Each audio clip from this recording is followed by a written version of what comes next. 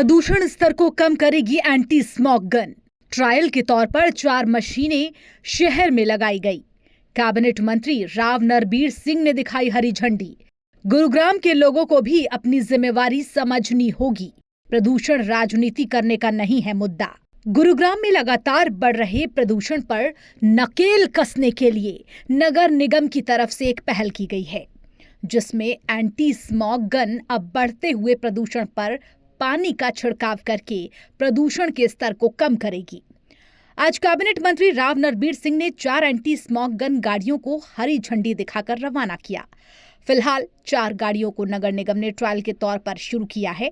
ये ट्रायल के तौर पर 4 मशीनें मंगवाई गई हैं। सरकार की तरफ से इस पर कोई खर्चा नहीं है और ये 1000 लीटर की है। पानी का छिड़काव करेगी। कितना कारगर होगा ये बाद में आपको बताया जाएगा।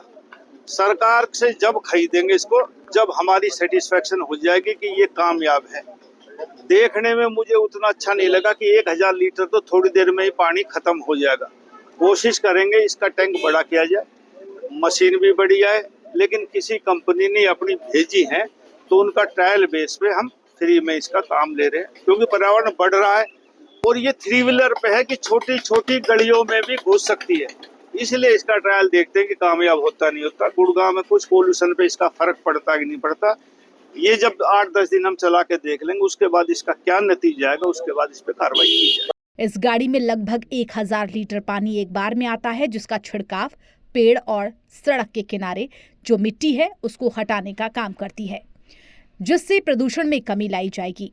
फिलहाल कैबिनेट मंत्री राव नरबीर सिंह ने इस शुरुआत को एक बेहतर कदम बताया है, लेकिन उनका ये भी कहना है कि छोटी मशीन की मार्फत प्रदूषण पर नकेल कसना थोड़ा मुश्किल है, इसीलिए बड़ी मशीनों का प्रयोग होना चाहिए। लेकिन जिस तरह से ये मशीन है छोटी है, लेकिन ये छोटी गली और ऐसे एरिया में आसानी से जा सकती है जहाँ बड़ी गाड़ियाँ नहीं जा सकती। एक कारण नहीं है, बहुत कारण है। मैं सरकारी तौर पे कहूँ तो उसके कुछ अलग फैक्ट्स देते हैं। व्यक्तिगत मेरी राय यह है कि यदि हम पराली के ऊपर ध्यान दें तो पराली का मेरे अंदाजे से 4 या 5% फर्क पड़ता है टोटल पोल्यूशन पे। लेकिन अभी मैं कह के आया हूँ चंडीगढ़ में पोल्यूशन के अधिकारियों को, इसका कोई परमानेंट इलाज ढूंढना चाहिए। हरियाणा सरकार दिल्ली सरकार पे आरोप लगाए और दिल्ली सरकार हरियाणा सरकार पे आरोप लगाए, ऐसा नहीं चलना चाहिए।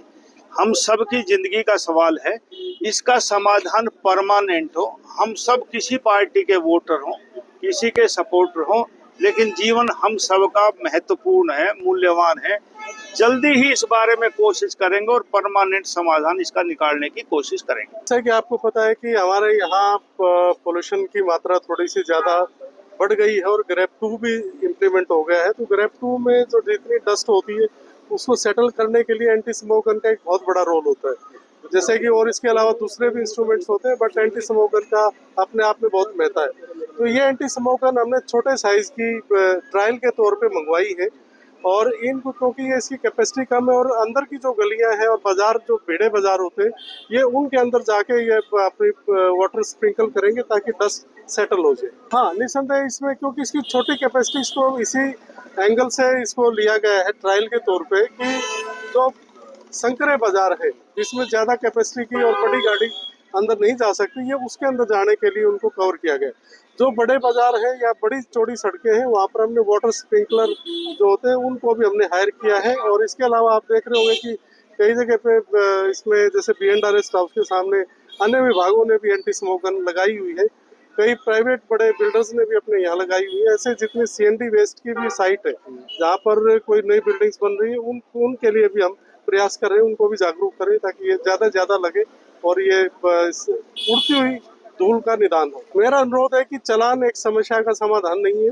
लोगों को खुद जागरूक होना चाहिए। इस शहर के अंदर पोल्यूशन की मात्रा इतनी ज्यादा हो गई है, हमें अपने स्वास्थ्य के लिए और अपने परिवार के स्वास्थ्य के लिए यदि आवश्यक है कि हम खुद आगे बढ़ के और इस पर्यावरण की समस्याओं से हम खुद ही जूझें और इसके निपटान करें ताकि हमारे आने वाली पीढ़ियां स्वस्थ हो और एक स्वच्छ वातावरण में वो अपना जीवन यापन करें। लोगों से अपील करते हुए निगम कमिश्नर ने ये भी कहा कि शहर में बढ़ते प्रदूषण के चलते ग्रेप भी लागू किया गया है, इसलिए सभी को अपनी जिम्मेदारी समझनी होगी और नियमों का पालन करना होगा।